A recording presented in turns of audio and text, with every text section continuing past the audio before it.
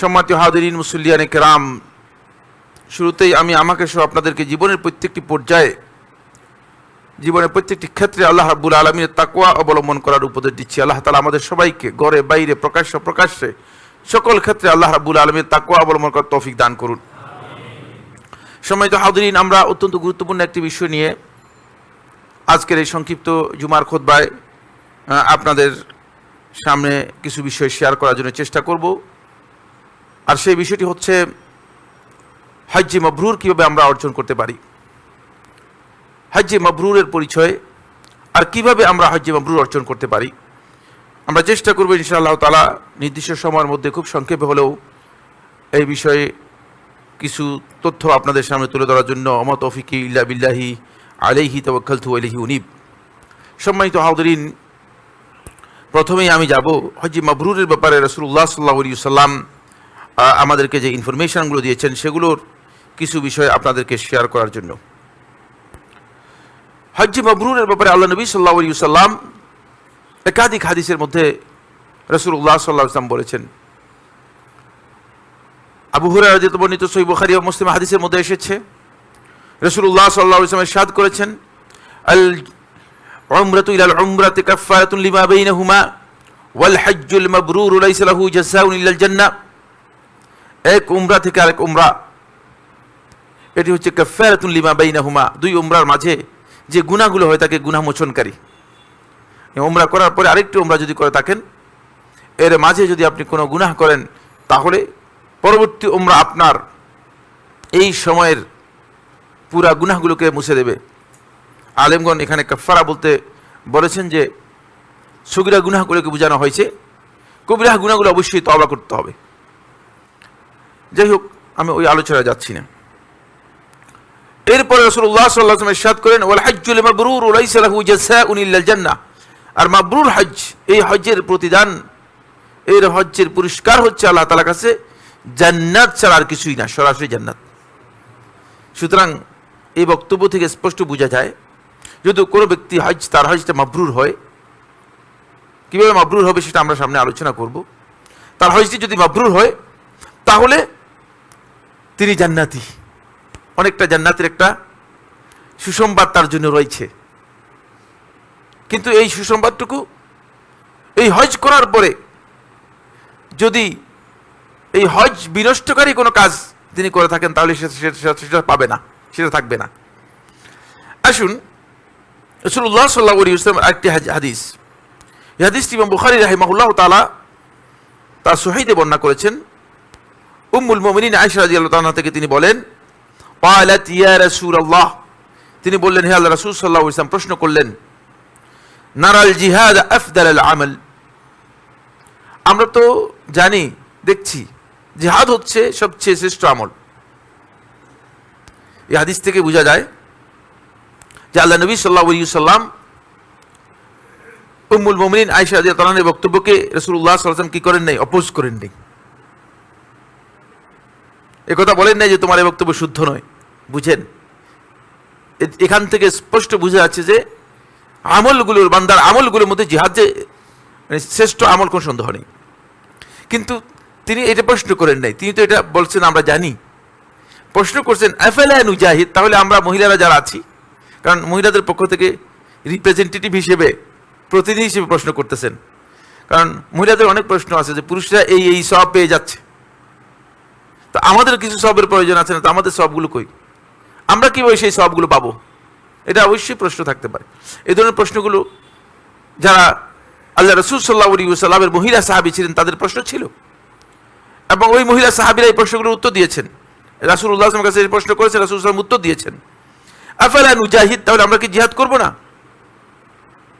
তখন রাসূলুল্লাহ সাল্লাল্লাহু আলাইহি ওয়াসাল্লাম বললেন, ক্বালা লা, তোমরা জিহাদ করবে না, তো তোমাদের এই সওয়াবটা কোথায় পাবে, এই কাজটা কোথায় তোমাদের হবে?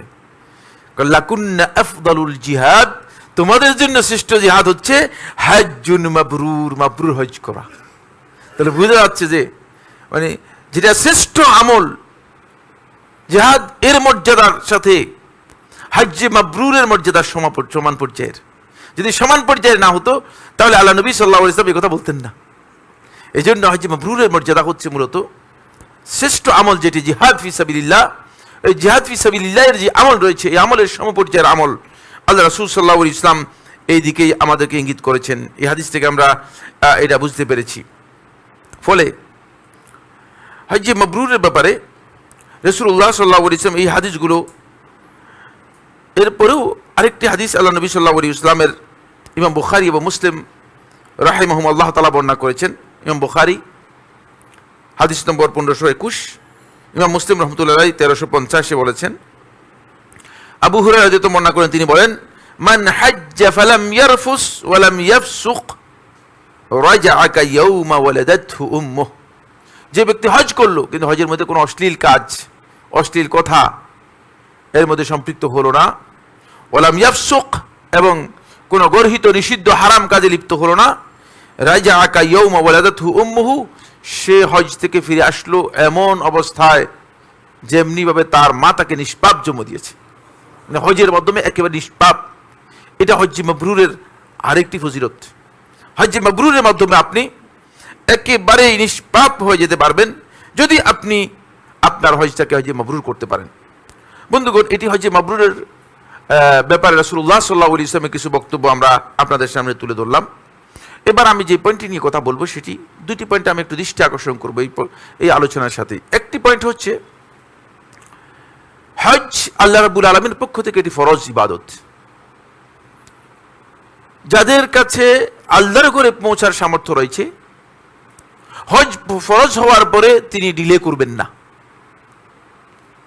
কিন্তু আমাদের কনসেপ্টটা এমন রং একটা কনসেপ্ট আমাদের মধ্যে কাজ করে, একটা ভুল ধারণা আমাদের মধ্যে কাজ করে, সেটা হচ্ছে এই, তিনি অপেক্ষা করেন কতটুকু বৃদ্ধ হওয়া যায়। আমাদের সমাজের মধ্যে হজের জন্য অপেক্ষা করতে করতে যখন বাজার খরচ করার মতো সামর্থ্য হয় না, বাজারেও লোককে পাঠাবে না কেউ, তখন লোকটাকে হজে পাঠিয়ে দেয়, বলে যে গেলে যদি কোনো রকম মরে টরে থাকে সেখানে থেকে যায় আর কি। বুঝতে পেরেছি? ভুল কাজ। এই ইবাদতের সাথে শক্তির প্রয়োজন, সামর্থ্যের প্রয়োজন, দৈহিক শক্তির প্রয়োজন রয়েছে, আর্থিক সামর্থ্যের প্রয়োজন রয়েছে। সুতরাং এই ইবাদত আপনাকে যখন ফরজ হবে তখনই আপনাকে করতে হবে। এর জন্য আপনি কি মেয়েদের বিয়ে দিলেন কিনা, ছেলেদের বিয়ে করালেন কিনা, তারপরে আপনার ইন্ডাস্ট্রি সবকিছু গুছাতে পারলেন কিনা, এই চিন্তাধারা গলত। আপনি এই দুনিয়ার সবকিছু গুছাতে পারবেন না। হতে পারে যে টাকা ক্যাশে রেখেছেন গুনতে পারেন নাই, সে টাকা গোনার আগে আপনি মরে যাবেন, আপনি চলে যাবেন। সুতরাং আপনার এই চিন্তা করার সুযোগ নেই যে আমি গুছাতে পারলাম কিনা, কোনো কিছুই গুছাতে পারবেন না। গুছানোর জন্য আপনাকে এখানে পাঠানো হয় নাই। আপনাকে যা যা করতে বলা হয়েছে সেটা আপনি করবেন। হজ ফরজ হওয়ার পরে ইচ্ছাকৃতভাবে যদি কোনো ব্যক্তি হজ নষ্ট করে, হজ আদায় না করে, ওমর ইবনে খাত্তাব রাদিয়াল্লাহু আনহু বর্ণনা করেন, তিনি বলেন যে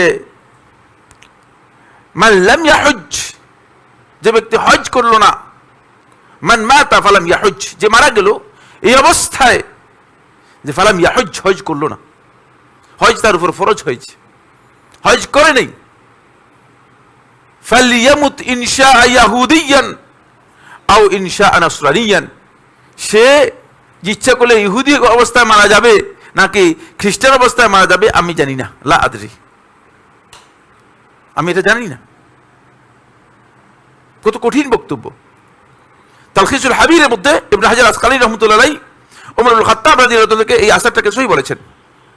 এই মর্মে একটি রিওয়ায়াত আবু হুরায়রা রাদিয়াল্লাহু আনহু থেকে এসেছে, যেটি ইমাম তাবরানী রাহমাতুল্লাহ আলাইহি মুজামের মধ্যে বর্ণনা করেছেন, কিন্তু হাফিজ ইরাকি রাহমাতুল্লাহ হাদিসটিকে দাঈফ বলেছেন। হাদিসটিকে দাঈফ বলেছেন। হাদিস মারফু হাদিস হিসেবে সাব্যস্ত হয়নি। যদি মারফু হাদিস হিসেবে সাব্যস্ত হতো তাহলে অবশ্যই হজের মধ্যে তাখির করাটা গুনাহের কাজ হতো, ভয়ঙ্কর গুনাহের কাজ হতো।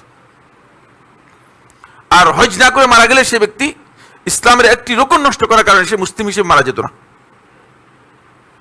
অনেক লোক আছেন তারা হজ না করেই মারা যাচ্ছেন, হজ না করে চলে যাচ্ছেন, কিন্তু তাদের সামর্থ্য হয়েছে। হজের জন্য অনেক সামর্থ্যের প্রয়োজন নেই। বর্তমানে একটু টাকা এই বছর থেকে বা গত বছর থেকে একটু দেখলাম যে মানে একটু হাই রেট করে দিয়েছে, ফলে আমাদের দেশের লোকদের জন্য একটু মানে ভারী হয়ে গেছে। এটা মানে জাতীয় আন্তর্জাতিক সিন্ডিকেটের কারণে হয়েছে, আসলে হজের কারণে হয় না। কারণ হজ কীভাবে, হজ তো আর ইলেকট্রিসিটির মতো নয় যে মানে হজ দাম বেড়ে যাবে, বুঝতে পেরেছে কিনা? এটা স্বাভাবিক কথাই, বুঝার বিষয় আছে। যাই হোক, সেটা আমাদের দায়িত্বও নয়, আমরা সেদিকে যাচ্ছিও না। কিন্তু তারপরেও যদি আপনার সেই সামর্থ্য থাকে, ততটুকু আপনি এবেল করতে পারেন, তাহলে আপনি অবশ্যই আপনি কি করবেন, আপনি হজ করবেন। হজের ব্যাপারে ডিলে করবেন না।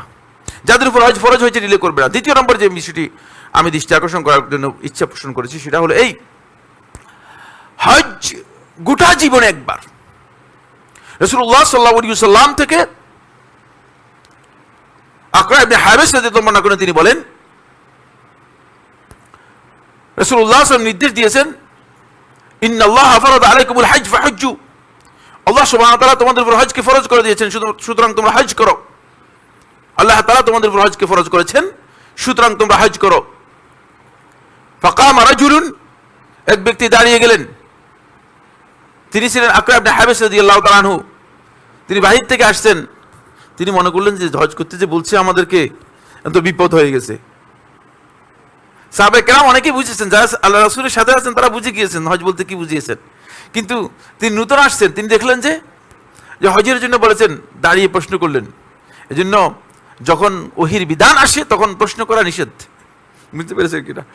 প্রশ্ন যত করবেন তত বিধান কঠিন হয়ে যাবে। আকরা ইবনে হাবিস রাদিয়াল্লাহু তাআলা দাঁড়িয়ে গেলেন। ফাকাল ইয়া রাসূলুল্লাহ আলিকুল্লি আমিন হাযা, এই নির্দেশ কি প্রত্যেক বছরের জন্য দিচ্ছেন কিনা?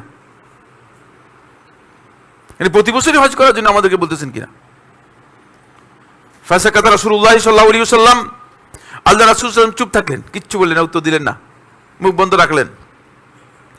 কতক্ষণ পর রাসূলুল্লাহ সাল্লাল্লাহু আলাইহি ওয়াসাল্লাম বলতেন, লাউ কুলতু নাআম লাওয়াজাবাত, শুধু তোমার এই প্রশ্নের উত্তরে যদি আমি নাম হ্যাঁ বলতাম, তাহলে প্রতি বছর তোমাদের উপর হজ ফরজ হয়ে যেত। আমি তোমাদের উপর অনুগ্রহ করে আমি শুধু একটু চুপ ছিলাম, হ্যাঁ বললাম না। সুতরাং গোটা জীবনে একবার। আমার বক্তব্য এই জায়গায় নয়, এক হাদিস থেকে বোঝার জন্য বলছি। আমার বক্তব্য হচ্ছে, গোটা জীবনে একটি ইবাদতকে একবার আদায় করতে বলা হয়েছে, যেটা ফরজ করা হয়েছে একবারের জন্য। বোঝা যাচ্ছে যে আপনার এই হজটা যদি সত্যিকার হজ হিসেবে হয়, তাহলে আপনার গোটা জীবনের উপর প্রভাব ফেলবে। এটি গোটা জীবনকে চেঞ্জ করবে, জীবনের পরিক্রমাকে চেঞ্জ করে দিবে, জীবন যাপনকে চেঞ্জ করে দিবে, জীবনের প্রত্যেকটি আমলকে চেঞ্জ করে দিবে। যদি চেঞ্জ না করে, তাহলে বোঝা যাচ্ছে যে আপনার হজের মধ্যে কোথাও কোথাও কি রয়েছে, একটু না একটু ব্যতিক্রম রয়েছে। আমাদের সালাত, কোরআন বলেছে, ইন্নাস সালাতা তানহা আনিল ফাহশাই ওয়াল মুনকার, সালাত আমাদেরকে অশ্লীল কাজ থেকে, গর্হিত কাজ থেকে, নিষিদ্ধ বিষয় থেকে সালাত আমাদেরকে বারণ করবে, বাধা দেবে। কিন্তু আমাদের সালাত বাধা দেয় না। তাহলে সালাতের মধ্যে কি আছে? মানে বক্তব্যের মধ্যে কি নেই? বক্তব্য তো কোরআনের বক্তব্য। আর আপনি একথা বলতে পারেন যে বক্তব্যের মধ্যে সমস্যা আছে, না, বক্তব্য ওহীর মাধ্যমে এসেছে। যদি পরিবর্তন না আসে, বুঝতে হবে যে আমার মধ্যে সমস্যা রয়েছে। সমস্যা কার মধ্যে রয়েছে? আমার মধ্যে রয়েছে।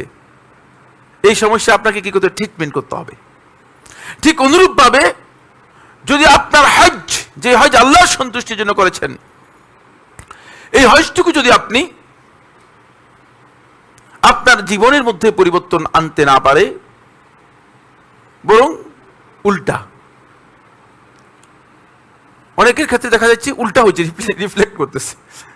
সেটা হলো এই, দেখা যায় হজ করে আসার পরে তিনি হাজী সাহেব লকব ধরে যত রকমের খারাপ কাজ আছে এলাকার মধ্যে আরো দ্বিগুণ বাড়িয়ে দিয়েছেন। তখন এলাকার মানুষ বলে যে হজে যাওয়ার পরে সম্ভবত মিনা থেকে কিছু শয়তান নিয়ে আসছে আরো অতিরিক্ত। বলে শয়তানকে পাথর মারতে গিয়ে শয়তানের বন্ধু হয়ে চলে আসছে।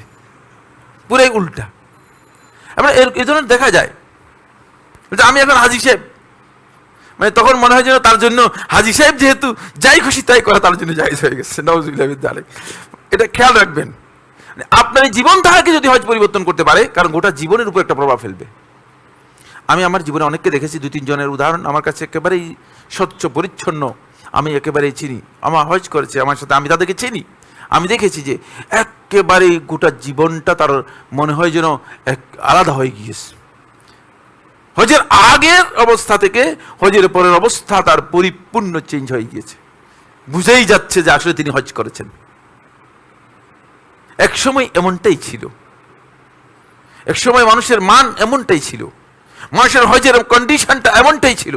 কিন্তু মানে সময়ের পরিবর্তনে অবস্থা এমন হয়ে গিয়েছে, হজটা চেঞ্জ হয়ে গিয়েছে। সামনে কি কি কারণে আমাদের এই হজটা হজে মাবরুর হয়ে যায়, হচ্ছে না, সেই বিষয়গুলি নিয়ে আমি কথা বলবো। বন্ধুগণ, এই জন্য আসুন, আপনার হজটাকে আপনি মাবরুর হজ করবেন কেন, এটা আমাদেরকে একটু আলোচনার মধ্যে আনতে হবে। এক নম্বর বিষয় হচ্ছে আমাদের হজটা যাতে আমার হজটা নবী সাল্লাল্লাহু আলাইহি ওয়াসাল্লামের হজের মতো হয়, এই চিন্তা আমার প্রথম নিতে হবে।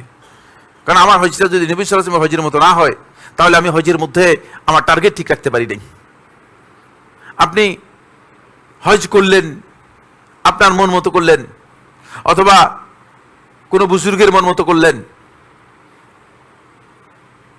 আপনি হজ করলেন, সেখানে আপনি ইখতিলাফ, আলেমদের ইখতিলাফ নিয়ে হজের মধ্যে এমন কাজ করলেন যে কাজগুলো নিয়ে বিতর্ক রয়েছে, না, দরকার নেই। আপনি প্রথম টার্গেট নিন যে আমার হজটা যেন রাসূলুল্লাহ সাল্লাল্লাহু আলাইহি ওয়াসাল্লামের হজ যেভাবে সেভাবে হয়।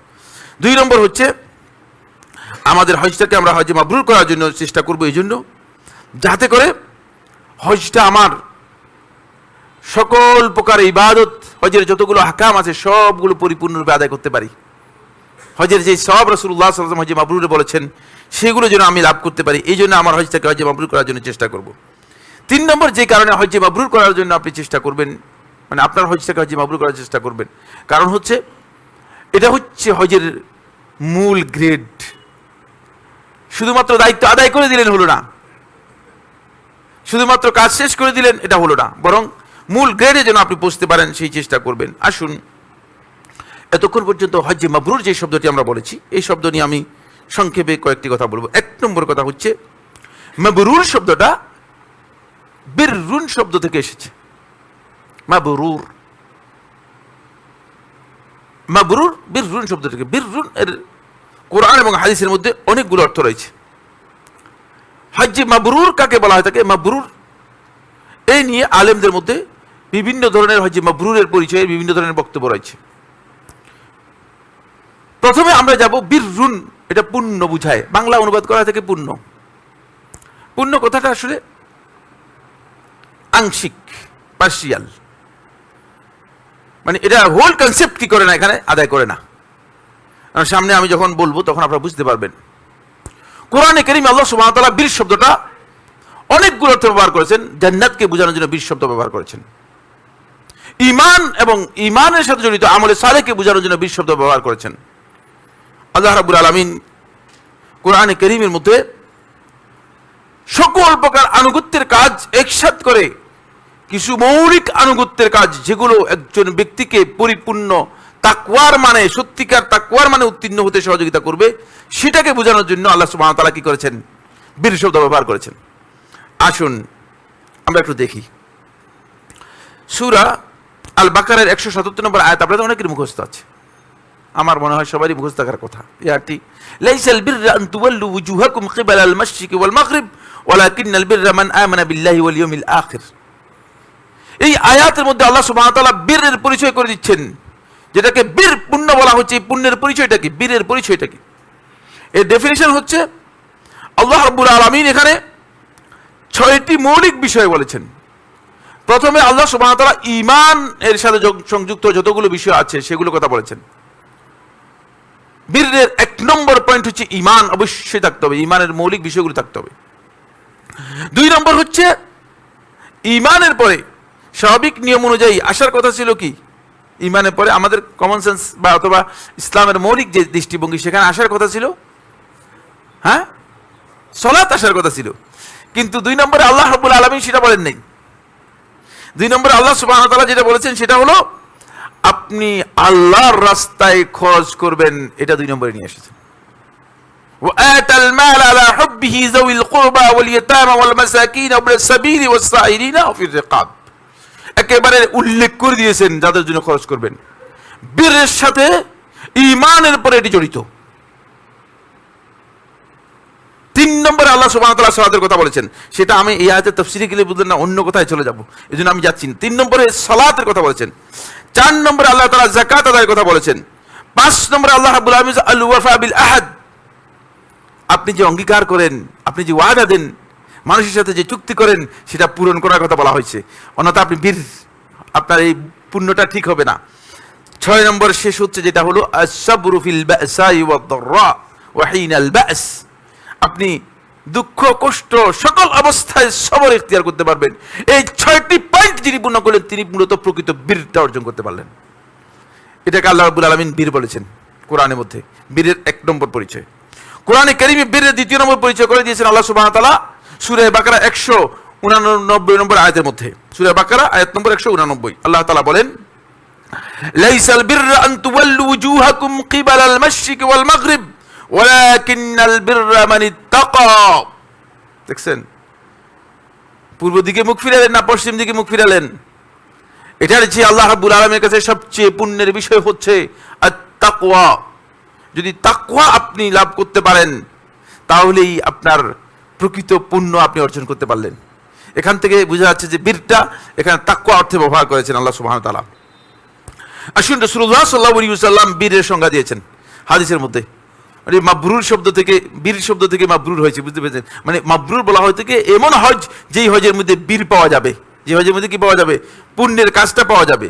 তো পুণ্যগুলো আল্লাহ তাআলা কিভাবে ডিফাইন করেছেন সেটা বলার পরে রাসূলুল্লাহ সাল্লাল্লাহু আলাইহি ওয়াসাল্লাম কিভাবে ডিফাইন করেছেন কয়টি হাদিস বলবো, সময়ের কারণে সব হয়তো বলবো না। 1 নম্বর, নওয়াস ইবনে সামআন রাদিয়াল্লাহু তাআলা বর্ণনা করেন আনি নবী সাল্লাল্লাহু আলাইহি ওয়াসাল্লাম, রাসূলুল্লাহ সাল্লাল্লাহু আলাইহি ওয়াসাল্লাম থেকে তিনি বলেন, ক্বালা আল বিররু হুসনুল খুলুক। পুণ্য যেটাকে বলা হয়, বীর যেটা বলা হয়, এটা হচ্ছে হুসনুল খুলুক, উত্তম ব্যবহার।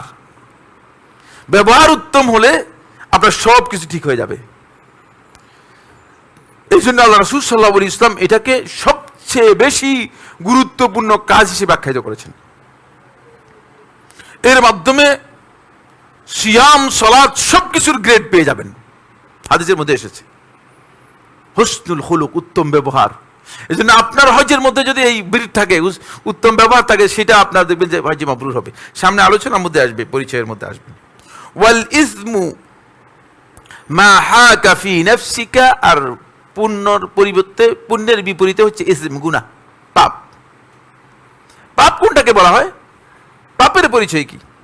কারণ আমরা অনেকেই মনে করে থাকি যে মানে গুনার জন্য হাদিসের মধ্যে লেখা থাকতে হবে না। রাসূলুল্লাহ সাল্লাল্লাহু আলাইহি ওয়াসাল্লাম বলে দিয়েছেন গুনার পদ্ধতি কি। ওয়াল ইসমু মা হাকা ফি নাফসিকা, পাপ হচ্ছে ওই কাজ যে কাজ করতে গিয়ে তোমার অন্তরের মধ্যে খটকা লেগে যাচ্ছে। তোমার অন্তর এসে বলতেছে থামো, উচিত না, এটাই পাপ। এটা রাসূলুল্লাহ সাল্লাল্লাহু আলাইহি ওয়াসাল্লাম বক্তব্য, কোনো নিজের তৈরি করা বক্তব্য নয়। খেয়াল রাখেন, সেটা আপনি আর করতে পারতেছেন না। আপনাকে যদি আলেমরা এসে ফতোয়া দিয়ে দেয়, থেমে যাবেন। আলেমদের ফতোয়ার জন্য অপেক্ষা করার কোনো প্রয়োজন নেই, সামনে এই কথা আসবে। ওয়া কারিহতা আন ইয়াত্তালিআ আলাইহিন নাস, আর তুমি অপছন্দ করো যে মানুষ এটা জানুক। যে কাজটা তুমি দেখতেছো যে মানুষ জানলে তো ভালো হবে না, এটাই গুনাহ। সহিহ মুসলিমের রওয়ায়াত, একেবারে বিশুদ্ধ রওয়ায়াত। আসুন আরেকটি হাদিস যেখানে আল্লাহ রাসূল সাল্লাল্লাহু আলাইহি ওয়াসাল্লাম বীর বা পুণ্যের পরিচয় করে দিয়েছেন। ওয়াবিস ইবনে মাআবাদ রাদিয়াল্লাহু তাআলা বর্ণনা করেন, তিনি বলেন, ক্বালা আতাইতু রাসূলুল্লাহ সাল্লাল্লাহু আলাইহি ওয়াসাল্লাম, আমি একদিন আল্লাহ রাসূল সাল্লাল্লাহু আলাইহি ওয়াসাল্লামের কাছে আসলাম। ফাকালা জিইতা তাসআলু আনিল বীর, রাসূলুল্লাহ সাল্লাল্লাহু আলাইহি ওয়াসাল্লাম আমাকে দেখলেন, দেখি আল্লাহ নবী সাল্লাল্লাহু আলাইহি ওয়াসাল্লাম বুঝে গেছেন। জিইতা, তুমি আসছো, তাসআলু আনিল বীর, বীর কোনটা, পুণ্যের কাজ কোনটি সেটা প্রশ্ন করার জন্য, সেটা জানার জন্য। দেখছেন, কারণ আমি কোন বিষয়ে প্রশ্ন করব রাসূল সাল্লাল্লাহু আলাইহি ওয়াসাল্লাম কি করেছেন বুঝতে পেরেছেন। আমি যে বিষয় নিয়ে আল্লাহ রাসূলকে জানতে চাচ্ছিলাম সেটা রাসূল সাল্লাল্লাহু আলাইহি ওয়াসাল্লাম বুঝে গিয়েছেন। কুলতু নাআম, আমি বললাম হ্যাঁ আল্লাহ রাসূল সাল্লাল্লাহু আলাইহি ওয়াসাল্লাম এটাই। ফাকালা ইস্তাফতি কলবাক, নিজের অন্তরের কাছে ফতোয়া চাও। ইস্তাফতি কলবাক আল বিররু মাতমাআন্নাত ইলাইহিন নাফসু, প্রকৃত পুণ্য এবং বীর হচ্ছে তোমার অন্তর যেখানে গিয়ে প্রশান্তি পেয়েছে, এই কাজটা প্রশান্তির, এটাই হচ্ছে প্রকৃত বীর। ওয়াতমাআন্না ইলাইহিল কলব, অন্তর যেই জায়গায় গিয়ে কি হয়েছে, কোনো ধরনের খটকা লাগে নাই, কোনো ধরনের বাধা দেয় নাই, বুঝছে না এটাই করা দরকার, সেখানেই প্রকৃত পুণ্য। ওয়াল ইসমু মা হাকা ফি নাফসিক, আর তোমার অন্তরের মধ্যে যেটা খটকা লেগে গেছে সেটাই হচ্ছে পাপ। ওয়া তারাদ্দাদা ফি সদর, তোমার ভিতরের মধ্যে বারবার সংশয় আসতেছে, না এটা করাটা আমার জন্য উচিত না, সংশয় তোমার মধ্যে আসলে এটা হচ্ছে পাপ। এরপরে রাসূলুল্লাহ সাল্লাল্লাহু আলাইহি ওয়াসাল্লাম এই হাদিসের মধ্যে বলেন, ওয়াইন আফতাকান নাস ওয়াইন আফতাউক, যদিও তারা তোমাকে ফতোয়া দেয়, যদিও মানুষ এসে তোমাকে ফতোয়া দেয় জায়েজ জায়েজ জায়েজ, এদিকে প্রক্ষেপ করার দরকার নেই, কারণ এটা তোমার অন্তর চাই নাই যেটা, সেটা তোমার জন্য পাপ। দেখছেন, অনেকে আমাদের কাছে আসেন, তিনি জানেন যে আসলে এটা তার করা উচিত নয়, কিন্তু তিনি জায়েজ করার জন্য আমাকে জিজ্ঞেস করেন, বুঝতে পেরেছেন কিনা? আমরা প্রশ্ন করার সাথে তো বুঝি, প্রশ্নকর্তাকে দেখি বুঝি প্রশ্নকর্তা কি জন্য প্রশ্ন করেছেন, বুঝতে পেরেছেন? এখানে আল্লাহ রাসূল সাল্লাল্লাহু আলাইহি ওয়াসাল্লামের কাছে প্রশ্ন করতে আসছিল, দেখছেন রাসূলুল্লাহ সাল্লাল্লাহু বুঝে গেছেন এটা গায়েবের মাসআলা নয়। এই যে প্রশ্নকর্তা দেখলেই আমরা বুঝি যে আসলে তিনি চাচ্ছেন যে আমাকে দিয়ে এটা জায়েজ করানোর জন্য। আমার দলিলের মাধ্যমে যদি জায়েজ হয়ও আপনার জন্য জায়েজ হবে না। কথাটা বুঝতে পারলাম কিনা? খুব ভালো করে খেয়াল করুন, জায়েজ হবে না আপনার জন্য, কারণ আপনাকে সাপোর্ট আপনার অন্তর করে নেই, আপনার অন্তরের জন্য সায় দেয় নাই, তাহলে আপনার জন্য জায়েজ হবে না। হ্যাঁ, আমার কাছে জায়েজ হতে পারে, খুব ভালো করে খেয়াল করুন। এই জন্য এই বিষয়গুলো জানতে হবে, এটাকে বলা হচ্ছে বীর। আসুন এখান থেকে আমরা বুঝতে পেরেছি যে বিষয়টি নিয়ে, সেটা হলো এই আল বীর। এই বীর হচ্ছে সকল প্রকার কল্যাণ এবং আনুগত্যের কাজ যেখানে পাওয়া যাবে সেটাকে বলা হয় থাকে বীর। এই বীরের সংজ্ঞা দেওয়ার পরে এবং আমরা আসবো হজ্জে মাবরুর কাকে বলা হয় থাকে। হজ্জে মাবরুরের পরিচয় নিয়ে অনেকগুলো কথা রয়েছে, সময় আমাদের যতটুকু সাপোর্ট করে সেদিকে আলোচনা করার পর আমি এর ফজিলতের বিষয়ে কিছু কথা আপনাদের দৃষ্টি আকর্ষণ করবো ইনশাআল্লাহ তাআলা। প্রথম কথা হচ্ছে রাসূলুল্লাহ সাল্লাল্লাহু আলাইহি ওয়াসাল্লাম একাধিক হাদিসের মধ্যে হজ্জে মাবরুরের ব্যাপারে পরিচয় করে দিয়েছেন। তার মধ্যে হজ্জে মাবরুরের প্রথম পরিচয় হচ্ছে আল হজ্জুল মাবরুর ওয়া হুয়া মা সালামা মিনাল ইসমি ওয়ার রিয়াই ওয়াস সুমআ। জুমহুর আহলে হাদিস বলেন হজ্জে মাবরুর হচ্ছে ওই হজ যে হজটা গুনাহ থেকে, প্রদর্শন ইচ্ছা থেকে, লোকদেরকে জানানো থেকে যেই হজটা কি হয়েছে সম্পূর্ণরূপে মুক্ত হতে পেরেছে। এটা এত সহজ কাজ না, আসলে মুখে যত সহজে বলে দিলাম এত সহজ কাজ না। গুনাহ থেকে বাঁচাটা আপনাকে খুব সহজ সাধ্য বিষয়টা, সহজ কাজ না। এরপরে রিয়া, প্রদর্শন ইচ্ছা, লোক দেখানোর ইচ্ছা। আপনি যে হজ করতেছেন এই হজের প্রত্যেকটা জায়গায় জায়গায় রাসূলুল্লাহ সাল্লাল্লাহু আলাইহি ওয়াসাল্লাম হাদিসের মধ্যে বলেছেন, আল্লাহ তাআলা কোরআনের মধ্যে বলেছেন, যেখানে বলেছেন হজের ব্যাপারে বলেছেন ওয়ালিল্লাহি আলান নাসি হজ্জুল বাইতি, আল্লাহর জন্য হতে হবে। যদি আল্লাহর জন্য না হয় হলো না। যেখানে আল্লাহ তাআলা হজের এবং উমরার নির্দেশ দিয়েছেন ওয়া আতিমুল হজ্জ ওয়াল উমরাতা লিল্লাহ, হজ এবং উমরা পালন করো আল্লাহর জন্য। দেখছেন লিল্লাহ শব্দটা বারবার এসেছে কেন? কারণ এই জায়গায় লোক দেখানোর প্রবণতা বেশি, লোকদেরকে জানানোর প্রবণতা বেশি।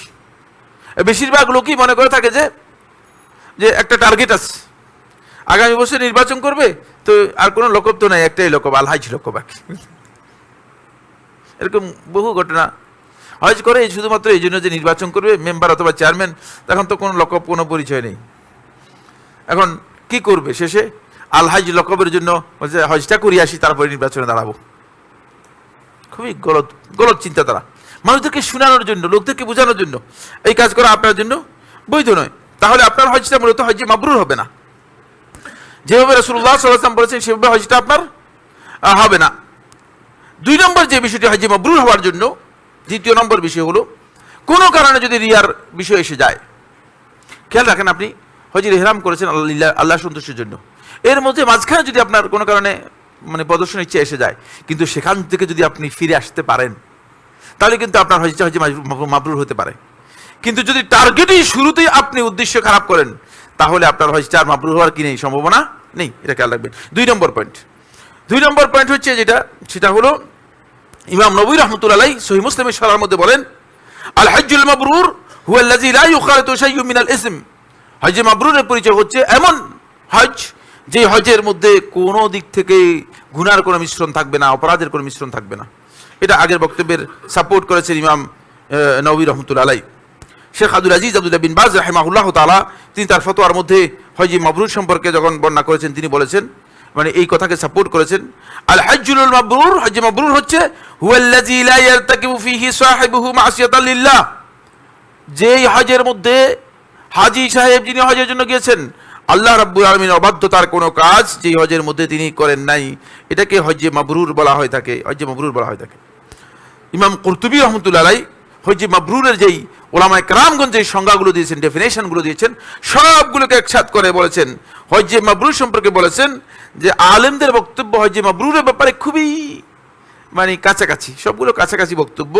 ওয়াহাসিলুহা, সমস্ত ডেফিনেশনের টোটাল সাম আপ হচ্ছে, এটার ফাইনাল বক্তব্য হচ্ছে আন্নাহুল হাজ্জুল্লাযী উফিয়াত আহকামুহু ওয়া ওয়াকা মাওকাআন কামা তুলিবা মিনাল মুকাল্লাফি আলাল ওয়াজহিল আকমাল। সেটাই হচ্ছে প্রকৃত হজ, যেই হজে সমস্ত আহকামগুলো যেভাবে বলা হয়েছে সেভাবে পালন করা হয়েছে, এবং একজন আল্লাহর বান্দার কাছ থেকে হজটাকে পরিপূর্ণরূপে আদায় করার যেই ডিমান্ড করা হয়েছে সেই ডিমান্ডটা ঠিক মতো আদায় করা হয়েছে। এটা হচ্ছে হজ্জে মাবরুর, হুকুমটা ঠিক মতো হয়েছে, নবী সাল্লাল্লাহু আলাইহি ওয়াসাল্লামের সুন্নাহ অনুযায়ী ঠিক মতো হয়েছে। এটা হজ্জে মাবরুরের সংজ্ঞার মধ্যে তিনি উল্লেখ করেছেন। এরপরে হজ্জে মাবরুরের সংজ্ঞার মধ্যে ইমাম কুরতুবী রাহমাতুল্লাহ আলাইহি আরেকটি বক্তব্য উল্লেখ করেছেন, আল হাজ্জুল মাবরুর, মাবরুর শব্দটা কখনো কখনো আরবি ভাষায় মাকবুল অর্থে ব্যবহৃত হয়। মাকবুল হচ্ছে যেটা গ্রহণ করা হয়েছে। ওয়া হুয়াল হাজ্জুল মাকবুল ইনদাল্লাহ, যেই হজটা আল্লাহ রাব্বুল আলামিনের কাছে কবুল হয়েছে, এটাকে মাবরুর হজ বলা হয়। দুটার মধ্যে পার্থক্য কি খুব ভালো করে খেয়াল করুন। একটা হচ্ছে আমরা মাবরুর হজ যখন আলোচনা করেছি আমরা বলেছি যে হজের মধ্যে গুনাহ হয়নি, যে হজের মধ্যে, কিন্তু এই যে বৈশিষ্ট্যগুলো বর্ণনা করলাম এটা আল্লাহ তাআলার কাছে গ্রহণযোগ্য হয়েছে কি হয় নাই এটা কিন্তু শেখাতে পারে, হয়তো গ্রহণযোগ্য হতেও পারে না হতে পারে। কিন্তু যারা বলেছেন যে হজ্জে মাবরুর বলতে বোঝানো হয়েছে আল মাকবুল, মানে আল্লাহ তাআলার কাছে গ্রহণযোগ্য হজ, বুঝতে হবে যে এটা অনেক হাই গ্রেডের। যে হজটা আল্লাহর কাছে গ্রহণযোগ্য হয়ে গিয়েছে, কোনো আমল যদি বান্দার আল্লাহ তাআলার কাছে গ্রহণযোগ্য হয়ে যায় সেটা অবশ্যই বান্দা এর সব পাবেই, কারণ এটা মিস হওয়ার কোনো সুযোগ নেই, এটার মিস কি হওয়ার কোনো সুযোগ নাই। ফলে এই আরেক আলেমদের মধ্যে আরো কেউ কেউ বলেছেন ওয়ায়াজুজু আন ইয়াকুনাল হাজ্জুল মাবরুর বিমানা আস-সাদিক আল খালিস লিল্লাহ, ওই হজ মাবরুর ওটাকে বলা হবে যে হজটার হজের মধ্যে হাজী সাহেব সত্যিকার আল্লাহর সন্তুষ্টির জন্য এবং নিষ্ঠার সাথে সত্যবাদিতার সাথে হজটা আদায় করবে, সেটাকে হজ্জে মাবরুর বলা হবে। হজ্জে মাবরুরের এই পরিচয় ওলামায়ে কেরামগণ বিভিন্নভাবে দিয়েছেন। এই হজ্জে মাবরুর আমরা অর্জন করব কিভাবে? এক, এর শর্তগুলো, হজ্জে মাবরুরের শর্তগুলো আমরা আলোচনা করব, সময়ের দিকে লক্ষ্য রেখে খুব দ্রুত যাব। এক নম্বর হচ্ছে আল ইখলাসু লিল্লাহ, এটা আলোচনা হয়ে গেছে, আল্লাহর সন্তুষ্টির জন্য হতে হবে। আগে থেকে আপনার এটাকে চেঞ্জ করতে হবে, আপনার টার্গেট ঠিক রাখতে হবে। দুই নম্বর হচ্ছে নবী সাল্লাল্লাহু আলাইহি ওয়াসাল্লামের সুন্নাহ অনুযায়ী হতে হবে। খুযু আন্নী মানাসিকাকুম, আমার কাছ থেকে তোমরা হজের বিধান গ্রহণ করো। এর অর্থ হচ্ছে নবী সাল্লাল্লাহু আলাইহি ওয়াসাল্লামের সুন্নাহ অনুযায়ী হজের মধ্যে সুন্নাহ পরিপন্থী কোনো কাজ আপনি হজের মধ্যে করতে পারবেন না। এমন কাজ করা জায়েজ নেই যেটা খেলাফুস সুন্নাহ। একটা হচ্ছে মুখালিফ লিস সুন্নাহ, সুন্নাহ পরিপন্থী কাজ, আরেকটা হচ্ছে সুন্নাহ বর্জন করা এক নয়।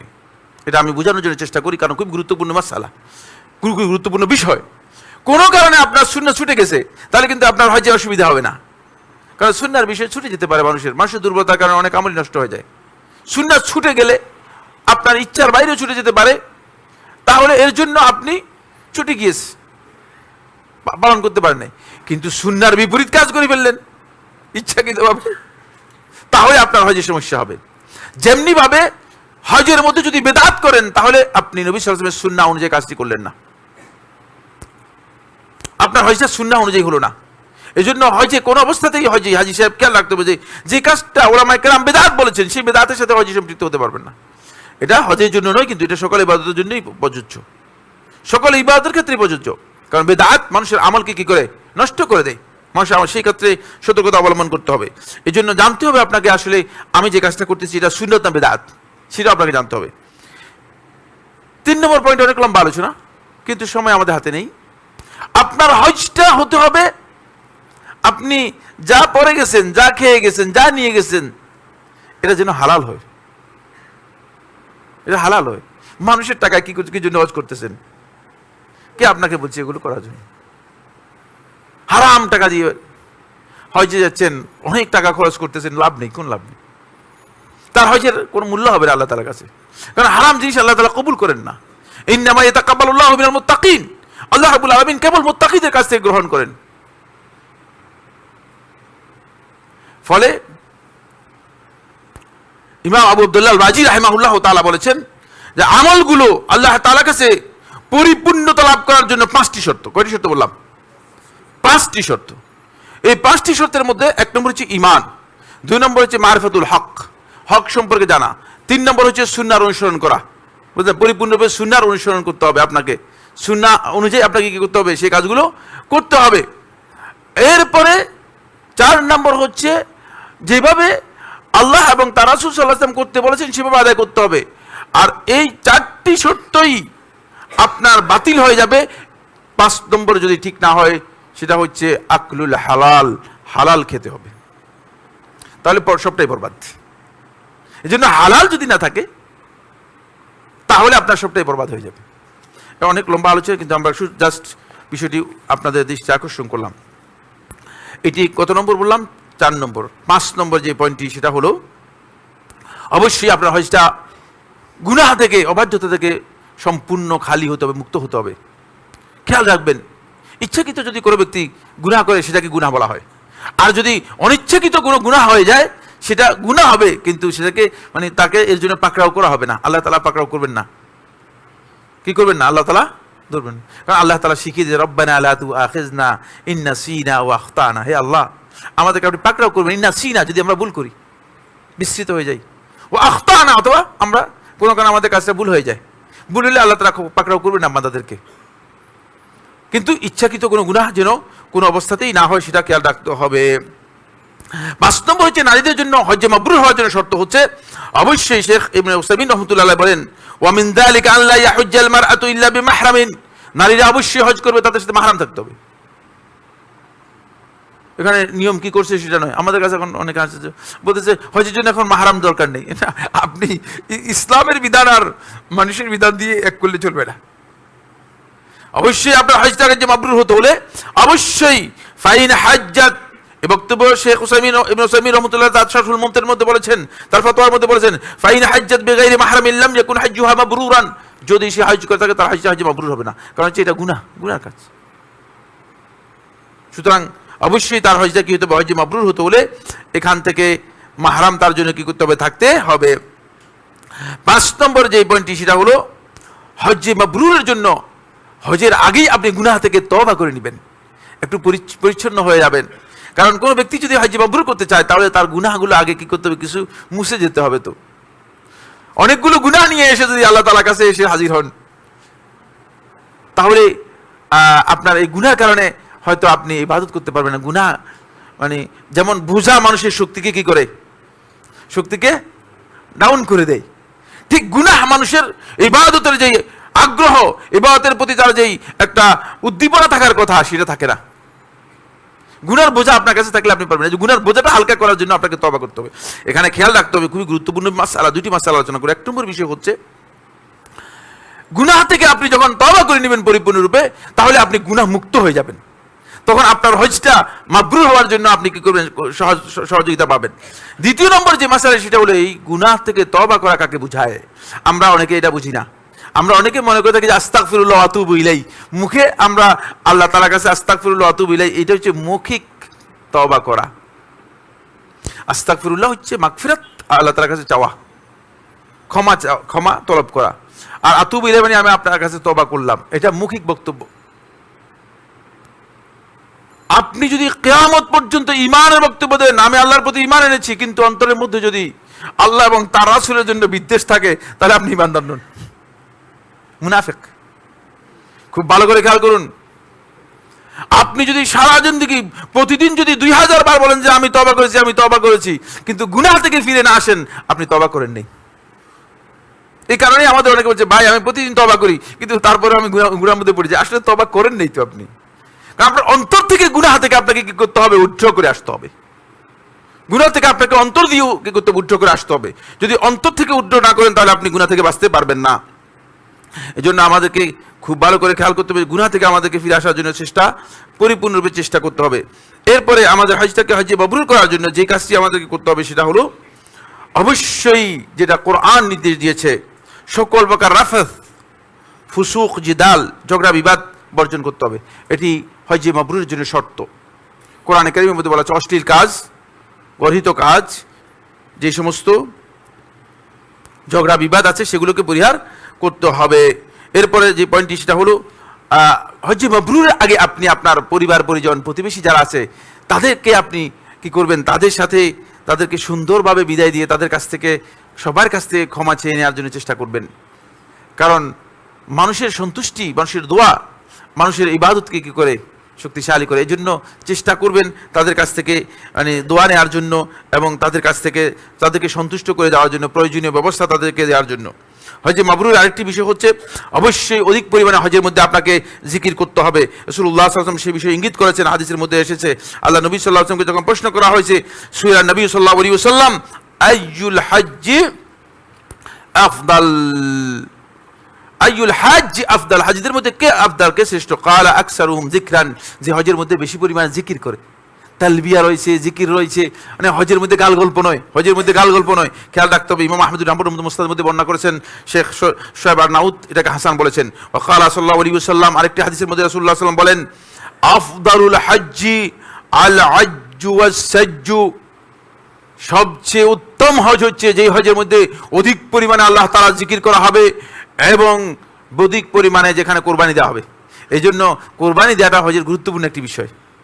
নবী সাল্লাল্লাহু আলাইহি ওয়াসাল্লাম, আপনারা জানেন যে নবী সাল্লাল্লাহু আলাইহি ওয়াসাল্লাম তো অনেক আমাদের মতো, আপনারা যারা এখানে কোটিপতি আছেন এদের মতো কোটিপতি ছিলেন না, কারণ নবী সাল্লাল্লাহু আলাইহি ওয়াসাল্লামের টাকা ক্যাশ থাকতো না, বুঝতে পেরেছেন? নবী সাল্লাল্লাহু আলাইহি ওয়াসাল্লাম, আপনাকে জানেন কিনা বিদায় হজে কয়টি কোরবানি করেছেন? মাশাআল্লাহ, অনেক বড় আলেম দেখছেন, 100টি জবে করেছেন। তো আপনি হজে গিয়ে কি করতেছেন? আপনি দুইটা জবে করতে পারেন না, আপনি একটা জবে করে বলেন যে কোন রকম বাঁচা যায় না। আমাদের কাছে প্রশ্ন করেন যে আমি যদি রোজা রাখি হবে কিনা। আমাকে এই প্রশ্ন অনেকে করেছে, আমি যাদেরকে চিনি তাদের আর্থিক সামর্থ্য অনেক বেশি। আমি বলছি না, আপনি রোজা রাখলে আপনি কি রোজা রাখবেন? আপনি রাখেন, সারা জিন্দেগি রোজা রাখেন, আপনি হজই তো বুঝেন না আসলে। এই হজটা আপনার হজে মাবরুর হতে হলে আপনি এখানে কোরবানি করবেন। খেয়াল রাখুন, এরপরে যে মাসালাটি গুরুত্বপূর্ণ সেটা হচ্ছে এই, অবশ্যই মুসলিম ব্যক্তি তার হজের পরে যখন তিনি হজ শেষ করবেন, হজের আগের অবস্থা আর হজের পরের অবস্থার মধ্যে পরিবর্তন আসবে। হজের পর থেকে তিনি নিজের আল্লাহর আনুগত্যকে নিজের জন্য বাধ্যতামূলক করে নিবেন, তাহলে বুঝে যাবে যে তার হজটা হজে মাবরুর হয়েছে। এই জন্য ওলামায়ে কেরাম বলতেন যে কবুল হজের ধরনই হচ্ছে সেটা হজের আগের অবস্থা থেকে হজের পরের অবস্থা আর মধ্যে পরিবর্তন হয়ে যাবে। ফলে ইমাম হাসান বসরি রাহিমাহুল্লাহ তাআলা বলেন যে আল হজ্জুল মাবরুর, হজ মাবরুরের পরিচয় হচ্ছে আইয়ারজিআ যাহিদান ফিদ দুনিয়া, যখন হজ মাবরুর করবে হজের পরে দুনিয়ার প্রতি তার একটা জুহুদ এসে যাবে, দুনিয়ার প্রতি তার একটা মানে একটা অনিচ্ছা আসবে, অনীহা আসবে যে এত দুনিয়ার তো দরকার নেই, আসলে মোহটা কমে যাবে। এই মোহ দিয়ে আমাদেরকে সৃষ্টি করা হয়েছে, আপনারা রাগ করেন না, মানে প্রত্যেকটা লোকের মধ্যে, মানে আমি যে আপনি মনে করছেন যে হয়তো দুনিয়ার টাকা পয়সা দেখলে আমার ভালো লাগবে না, সবাই ভালো লাগবে, কারণ হচ্ছে এটা সৃষ্টি করা হয়েছে, কোরআন বলে দিয়েছে, কোরআন বলে দিয়েছে, সেখানে যেটা কোরআনের মধ্যে বলা আছে সেটা অস্বীকার করার কোনো সুযোগ নেই। প্রত্যেকের কাছে এই দুনিয়ার মোহটা আছে, কিন্তু যখন আল্লাহ রাব্বুল আলামিন বান্দাকে দুনিয়ার মোহ থেকে মুক্ত করে দিবেন, তখন বান্দা বুঝতে পারবে, তখন বান্দা বুঝতে পারবে তার দুনিয়া, তখন তিনি দেখবেন যে দুনিয়াটাকে অগ্রাধিকার দিবেন না। জাহিদান ফিদ দুনিয়া, দুনিয়ার ব্যাপারে সে যা আছে যথেষ্ট, দরকার নেই, এখন যতটুকু আছে এতটুকু চলবে। রাগিবান ফিল আখিরা, তার কার্যক্রমগুলো আখিরাতমুখী হয়ে যাবে, তার কাজগুলো সবগুলো আখিরাতমুখী হবে। যদি তার হজ থেকে হজ্জে মাবরুর হয়, তাহলে হজ্জে মাবরুর তাকে এইভাবে তৈরি করে দিবে। এরপরে হজ্জে মাবরুরের আরেকটি পরিচয়, সেটা হলো হজ্জে মাবরুরের মধ্যে আপনি 3টি কাজ করবেন, তাহলে আপনার হজটা হজ্জে মাবরুর হবে। জাবির ইবনে আব্দুল্লাহ রাদিয়াল্লাহু বর্ণনা করেন, মুসনাদের মধ্যে এসেছে, সহিহ সনদে এসেছে, রাসূলুল্লাহ সাল্লাল্লাহু আলাইহি ওয়াসাল্লাম ইরশাদ করেন, আল হজ্জু মাবরুরু লাইসা লাহু জাযাউন ইল্লাল জান্নাহ, হজ্জে মাবরুরের প্রতিদান জান্নাত ছাড়া আর কিছুই নেই। ক্বালু, প্রশ্ন করলেন, ওয়ামা বিররুল হজ্জি, হজ্জের বীর বলতে আল্লাহ রাসূল সাল্লাল্লাহু আলাইহি ওয়াসাল্লাম কি বুঝিয়েছেন? হজের সাথে সম্পৃক্ত করে আপনি যে বীরের কথা বলেছেন, আপনি যে পুণ্যের কথা বলেছেন, সেটা আবার কি জিনিস? হজ্জে মাবরুরের মূল বিষয়টা কি সেটা আমাদেরকে বলুন। ক্বালা ইতআমুত তাআম, আপনি লোকদেরকে খাওয়াবেন। আমরা অনেকে যাই যে আমরা নিজেরা মানুষের কাছ থেকে খাওয়ার চেষ্টা করি, খাওয়ার অসুবিধা নেই, যারা দিচ্ছে তারা খাওয়া জায়েজ না, জায়েজ না, তারা দিচ্ছে তারা আল্লাহ সন্তুষ্টির জন্য দিচ্ছে, খেতে পারেন, কোনো অসুবিধা নেই, কিন্তু আপনিও খাওয়ানোর চেষ্টা করুন, আল্লাহ তাআলা সামর্থ্য তো দিয়েছে। হাজী সাহেবদেরকে খাওয়ান, হাজী সাহেবদেরকে খাওয়ান। মানে আমি এটা আপনাদেরকে প্রকাশ করার জন্য বলছি না, মানে আমি যত বছর মদিনাতে ছিলাম, অন্তত পক্ষে মানে 1 থেকে 2,000 লোক হয় যে সময় আমার বাসায় খেয়েছে, এরকম লোক বহু আছে, একটা হয়েছে কমপক্ষে, কোনো অসুবিধা হয়নি, তো কোনো অসুবিধা হয়নি, এমন এখনো ফকির হয়ে যাচ্ছি গিয়েছি এমন না, আমি তখন যেটা ছিলাম তখন এটাই, বুঝতে পেরেছেন? খাওয়ান, হজের একটা এই আল্লাহ রাসূল সাল্লাল্লাহু আলাইহি ওয়াসাল্লাম বলতেছেন এটা হচ্ছে হজে মাবরুরের হজের বেরের মূল বিষয় হচ্ছে মানুষদেরকে খাওয়ানো, মানুষদেরকে খাওয়াবেন। 2 ওয়া ইফশাউস সালাম, সালাম লোকদেরকে দেখলে সালাম দিবেন, পরিচয় করবেন। এখানে লোকেরা আসছে যে তাদের মধ্যে একটা মানে ভালোবাসা তৈরি হবে। মুসলিম উম্মার এটা গুরুত্বপূর্ণ একটা বিষয়, গোটা উম্মার সাথে জড়িত একটা বিষয়। তারপরে 3 নম্বর হচ্ছে ওয়াতিবুল কালাম, আপনার কথাটা কি হইতে হবে, কথাটা সুন্দর হইতে হবে, ভাষাটা সুন্দর হতে হবে, রাগারাগি করবেন না। রাগ যখন আসবে অবশ্যই চুপ থাকবেন, কারণ রাগের অবস্থায় কথা বলাও জায়েজ নেই, রাগের অবস্থায় হুকুম দেওয়া জায়েজ নেই। কোন কাজী সাহেব যদি কোনো কারণে রাগারাগি করে বাসা থেকে আসে তাহলে তখন বিচার করা হারাম, সমস্ত ফকিগণ বলেছেন, বুঝলেন না? রাগের অবস্থায় বাসা থেকে রাগ করে এসেছে, বিচার করতে গেলে উল্টাই ফেলবে, তখন বিচার করা হারাম বলেছেন। ইবনে ফারহুন রাহমাতুল্লাহ আলাইহি তার কিতাবের মধ্যে উল্লেখ করেছেন এই অবস্থায় বিচার করা হারাম। খুব ভালো করে খেয়াল করুন। সুতরাং রাগ যখন হবেন তখন চুপ, রাগ অবস্থায় সিদ্ধান্ত নেবেন না, রাগ যার এসে গেছে তিনি সিদ্ধান্ত নেবেন না, তখন চুপ থাকলে আপনি দেখবেন যে সবচেয়ে শক্তিশালী ব্যক্তি। আর যিনি চুপ হতে পারেন না তিনি সবচেয়ে দুর্বল ব্যক্তি। তিনি রাগের কাছে পরাজিত হয়ে গেছেন, শয়তানের কাছে পরাজিত হয়ে গেছেন, নফসের কাছে পরাজিত হয়ে গেছেন। এই বিষয়গুলো আমাদেরকে খুব ভালো করে বোঝার জন্য চেষ্টা করতে হবে। আরেকটি হাদিসের মধ্যে সাঈদ ইবনে জুবাইর রাদিয়াল্লাহু তাআলা বর্ণনা করেন, তিনি বলেন রাসূলুল্লাহ সাল্লাল্লাহু আলাইহি ওয়াসাল্লাম বলেছেন আইয়ুল হাজ আফদল, কোন ব্যক্তির হজটা সবচেয়ে উত্তম হবে? ক্বালা মান আতআমা আত-তাআম, যে খাবার খাওয়াবে, ওয়া কাফফা লিসানাহু, এবং এই জিহ্বাটাকে ঠিক রাখবে, জিহ্বাটাকে সংযত রাখবে। একটু সংযত রাখার চেষ্টা করুন। আপনি যদি হজে সংযত রাখতে পারেন দেখবেন যে বাকি জীবনে আপনি সংযত রাখতে পারবেন। প্রত্যেক প্রশ্নের উত্তর দেওয়ার কোনো দরকার নেই, মানে প্রশ্নের উত্তর দেওয়া পাণ্ডিত্যের নাম নয়, প্রশ্নের উত্তর না দেওয়া আমার পাণ্ডিত্যের নাম। চুপ থাকা হচ্ছে, বুঝলেন, এটা হিকমতের বিষয়। আর অতিরিক্ত কথা বলা হচ্ছে বাঁচারের কাজ। রাসূলুল্লাহ সাল্লাল্লাহু আলাইহি ওয়াসাল্লাম পছন্দ করেছেন। হিকমত হচ্ছে চুপ থাকবেন, যেখানে চুপ থাকা সেখানে চুপ থাকাটা হিকমত। ওয়ালাকাদ সাদাকা মান কাল, তারপরে সাঈদ ইবনে জুবাইর রাদিয়াল্লাহু তাআলা বলেন সত্য বলেছেন যিনি কথা বলেছেন। এটাই হচ্ছে মূলত হজ্জে মাবরুরের পরিচয়। এরপরে যে পয়েন্টটি সেটা হলো হজ্জে মাবরুরের মধ্যে অবশ্যই আপনাকে কোন অবস্থাতেই আপনার হজটা যেন আর-রুফকা সালিহা ওয়ান নাসিহা, ওই সমস্ত ব্যক্তিদের সাথে আপনার হজটা উচিত যারা সৎকর্মশীল এবং যারা আপনাকে নসিহত করতে পারে। খেয়াল রাখবেন, বেদাতীদের সাথে, পথভ্রষ্ট বিভ্রান্তদের সাথে, আকীদাভ্রষ্ট লোকদের সাথে যদি আপনি হজ করতে যান তাহলে আপনার আমলটাই বরবাদ হয়ে যেতে পারে, হয়তো আপনি বুঝতেও পারবেন না। আর আমাদের এই কারণেই মূলত হজের সবচেয়ে বড় সমস্যা হচ্ছে জায়গায় হজের সাথে সাহচর্যের একটা সম্পর্ক রয়েছে। রাসূলুল্লাহ সাল্লাল্লাহু আলাইহি ওয়াসাল্লাম বলেছেন আল মারউ আলা দীনি খালিলিহি ফালইয়ানদুর ইলা মান ইউখালিল, প্রত্যেকটা মানুষ তার যে বন্ধু আছে তার বন্ধুর মাধ্যমে সে প্রভাবিত হয়। ফালইয়ানদুর, সে যেন দেখে নেয় মান ইউখালিল, কার সাথে বন্ধুত্ব করতেছে। কারণ বন্ধুত্ব আপনি কি বেদাতের সাথে করেছেন? বন্ধুত্ব আপনি কি পথভ্রষ্ট আকীদার যারা আছে তাদের সাথে করেছেন? বন্ধুত্ব যদি আপনার তেমন হয় তাহলে দেখবেন যে আপনার হজটা হজে মাবরুর হবে না। কারণ হচ্ছে তাদের কারণে আপনি হজে মাবরুর করতে পারবেন না, তারা আপনার হজটাকে ঠিক মতো আদায় করতে দিবে না। তারা কি করবে?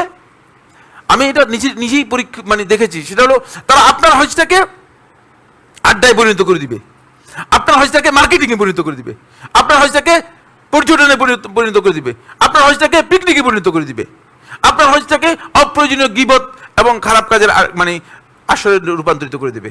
তাই হচ্ছে। এই জন্য যদি আপনি একজন সত্যিকার নাসিহ নসিহতকারী লোকের সাথে যান, তিনি বলবেন যে যখন দেখবেন ভুল হচ্ছে আপনার, তখন তিনি বলবেন যে ভাই কি করতেছেন, এটা ভুল হয়ে যাচ্ছে, এটা তো এরকম না, হজের মধ্যে তো এমন করা যাবে না। তাহলে আপনার হজটাকে কি করতে হবে? সংশোধন করে দিবে, আপনাকে সংশোধন করে দিবে। এই জন্য আপনি চেষ্টা করবেন যে হজে মাবরুর করার জন্য, এই কাজটি করার জন্য। হজে মাবরুর আরেকটি গুরুত্বপূর্ণ বিষয় হচ্ছে বন্ধুগণ, হজের আহকামগুলো আগে জেনে নেওয়ার জন্য চেষ্টা করবেন। কারণ আমল করার পরে এরপরে আপনি টেলিফোন করে কাকে জানবেন, কার কাছ থেকে জানবেন?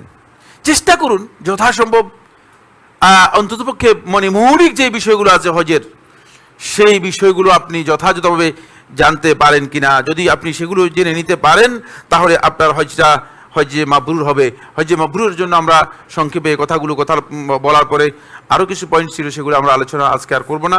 আকুলু কওলি হাযা লি ওয়া লাকুম ফাস্তাগফিরুল্লাহ লি ওয়া লাকুম ফাস্তাগফিরুহু ইন্নাহু হুয়াল গফুরুর রহিম। আলহামদুলিল্লাহ الحمد لله على إحسانه والشكر له على توفيقه وامتنانه وأشهد أن لا إله إلا الله وحده لا شريك له تعظيما لشانه وأشهد أن محمدا عبد الله ورسوله الداعي إلى رضوانه وعلى آله وأصحابه وإخوانه عباد الله رحمكم الله إن الله أمركم بأمر كريم ألا وهو الصلاة والسلام على النبي الكريم فقال في محكم التنزيل إن الله وملائكته يصلون على النبي يا أيها الذين آمنوا صلوا عليه وسلموا تسليما اللهم صل على محمد وعلى آل محمد كما صليت على إبراهيم وعلى آل إبراهيم في العالمين إنك حميد مجيد وبارك اللهم على محمد وعلى آل محمد كما باركت على إبراهيم وعلى آل إبراهيم في العالمين إنك حميد مجيد وارض اللهم عن الخلفاء الراشدين الأئمة المهديين أبي بكر وعمر وعثمان وعلي وعن سائر أصحاب محمد صلى الله عليه وسلم أجمعين اللهم أعز الإسلام والمسلمين اللهم أعز الإسلام والمسلمين اللهم انصر عبادك الموحدين في كل مكان اللهم انصر عبادك الموحدين في كل مكان اللهم انصر إخواننا في فلسطين اللهم انصر إخواننا في فلسطين رب العالمين আমাদের মধ্যে যারা অসুস্থ আছে তাদেরকে সুস্থ করে দিন আমাদের মধ্যে যারা বিপদগ্রস্ত আছে তাদের বিপদ দূর করে দিন রব্বুল আলামিন আমাদের মধ্যে যারা দুর্বল আছে তাদেরকে শক্তি দান করুন রব্বুল আলামিন এই বছর যারা হজ করতে যাচ্ছে রব্বুল আলামিন মেহেরবানি করে তাদের সবাইকে হজ্জে মাবরুর করার তৌফিক দান করুন রব্বুল আলামিন আল্লাহুম্মা আগিসনা আল্লাহুম্মা আগিসনা আল্লাহুম্মা আনজিল আলাইনা আল-গাইসা আল্লাহুম্মা আনজিল আলাইনা আল-গাইসা আল্লাহুম্মা ইন্না ইবাদুক ওয়া বানু ইবাদিক আল্লাহুম্মা লা তাহরিমনা মিন রাহমাতিক আল্লাহুম্মা লা তাহরিমনা মিন রাহমাতিক রব্বুল আলামিন আপনি আমাদের উপর সন্তুষ্ট হয়ে রব্বুল আলামিন আমাদের বৃষ্টি বন্ধ হয়ে গিয়েছে আমরা অনেক তাপদাহের মধ্যে আছি রব্বুল আলামিন মেহেরবানি করে আমাদের উপর বৃষ্টি নাজিল করুন রব্বুল আলামিন মেহেরবানি করে আমাদের উপর প্রশান্তি নাজিল করুন রব্বুল আলামিন রব্বুল আলামিন আমাদের উপর রহমত নাজিল করুন আমাদের অন্তরকে প্রশান্তি করে দিন রব্বুল আলামিন আমাদের উপর প্রশান্তি নাজিল করুন আমাদের অন্তরকে প্রশান্ত করে দিন রব্বুল আলামিন বৃষ্টি দিয়ে মানুষদেরকে আমাদের জনপদকে রব্বুল আলামিন শান্ত করে দিন রব্বুল আলামিন সতেজ করে দিন রব্বুল আলামিন রব্বানা তাকাব্বাল মিন্না ইন্নাকা আনতাস সামিউল আলিম ওয়া তুব আলাইনা ইন্নাকা আনতাত তাওয়াবুর রহিম সুবহান রাব্বিকা রাব্বিল ইজ্জাতি আম্মা ইয়াসিফুন ওয়া সালামুন আলাল মুরসালিন ওয়াল হামদুলিল্লাহি রাব্বিল আলামিন